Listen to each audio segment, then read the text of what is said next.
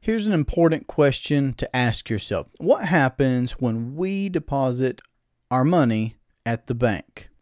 And then, is that money even still ours?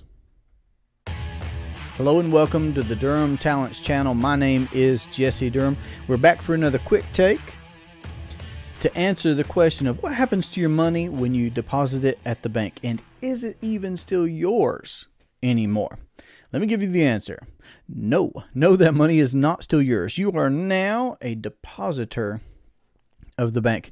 You are now an unsecured creditor. So when you deposit money at the bank, that money is not yours. A real quick check here, just visually, this is very helpful. Imagine writing your name on a bill that you deposit. Could you come back the next day and get your bill back? Could you come back within an hour and get your bill back? No. But legally as well, of course, when you make a deposit at the bank, they owe you that money back. Yes, they owe that to you. But think about this. You are an unsecured creditor. Unsecured because what's your collateral? That the FDIC says it'll do what it says it'll do. So, listen, all I'm saying there is that we have the word bankrupt for a reason. Bankrupt.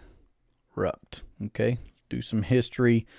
Back in the Great Depression, thousands and thousands of banks went bankrupt. Just is what it is. Now, that money is not ours when we deposit that money at the commercial bank. The bank owes us that, but we are now unsecured creditors. They legally owe it to us, but it's not ours anymore.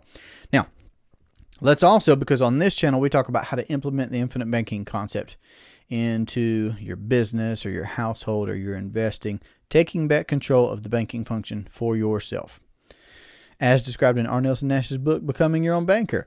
Now, when you pay premiums, because I'm just going to go here because people would ask this, combatants of the infinite banking concept will say, well, oh my goodness. Well, they'll say lots of different things, and we've covered lots of the things that they say about they'll charge you interest to make you borrow your own money. Okay, so let's just clear that air again, and that's fine. That's fine. Some of y'all are just brand new to this concept. You need to hear this for the first time. So when you make a premium payment to an insurance company, you're paying premiums if we're talking about what we're talking about. Properly structured whole life policies with mutual companies that pay dividends. So when you pay a premium to the insurance company, what are the differences? Number one, when you make a deposit, because that's how you should view premiums. You should view premium payments to a policy that you own and control as deposits. They are premiums, view them as deposits. When you make a deposit to a commercial bank, who owns that entity? Not you, not me. When you make a premium payment, a deposit to the insurance company, the fact of the matter is that you do not own that money anymore either. When you make a premium payment, that's not your money now. That's your part of the agreement. You agreed to pay ongoing scheduled premiums. So you paid that. That's not your money now.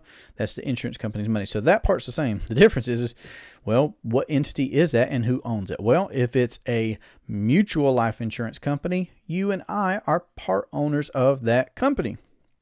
And as that company enjoys, let's go to the first point, dividends. When that company enjoys productive growth in a given year, as part owners of the company, we get to receive from that general production, that general growth, that profitability in a dividend, via a dividend.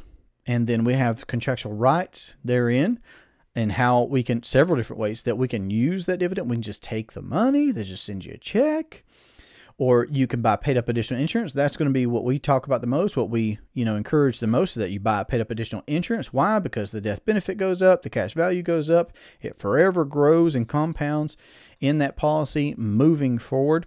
So the dividend, it's a big difference. See, dividends are earned at commercial banks, but they're paid to the owners there also. We're not the owners. So we don't own that. We don't control that.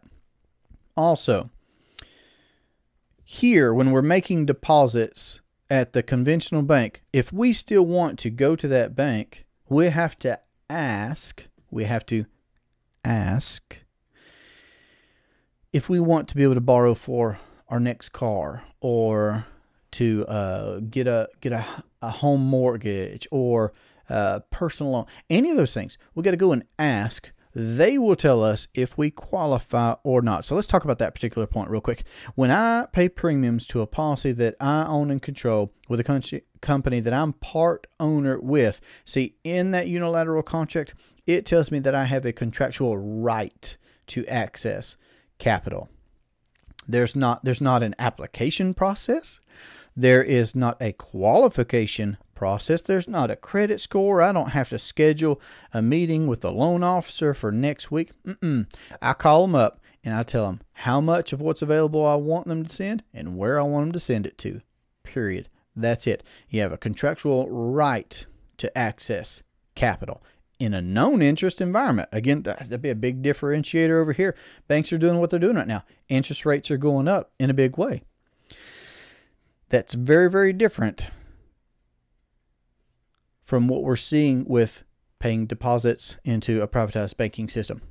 So many other things, because I started talking about interest rates. So here with a bank, a banking policy, you get to access capital guaranteed in a known interest environment.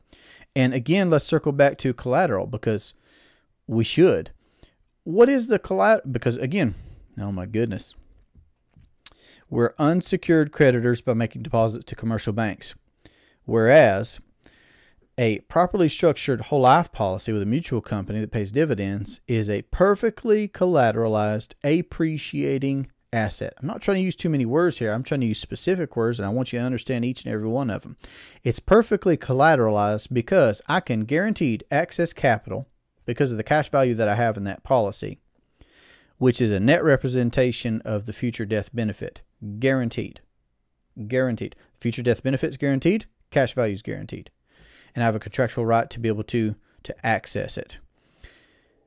So it's perfectly collateralized because that future death benefit is the collateral. The policy itself provides both the guaranteed access to capital, and it's perfectly collateralized because it is the collateral, it is the asset, it is that ultimate appreciating asset. And I say appreciating because when you pay premiums, that forever contributes to the future growth of that policy. Uninterrupted. So this relationship is just so very different when you decide to become your own banker and you understand this concept and you read Nash's book, Becoming Your Own Banker. You dive in on the channel here to learn the nuts and the bolts about how to implement this. And then, of course, you ultimately give us a call. If you'd like to know more about how to implement the infinite banking concept into your household or your business or your investing, you can reach us at 828-817-4223, or you can email durhamtalents@gmail.com. This has been a great pleasure for me. I look forward to our next conversation. Have a great day. Take care.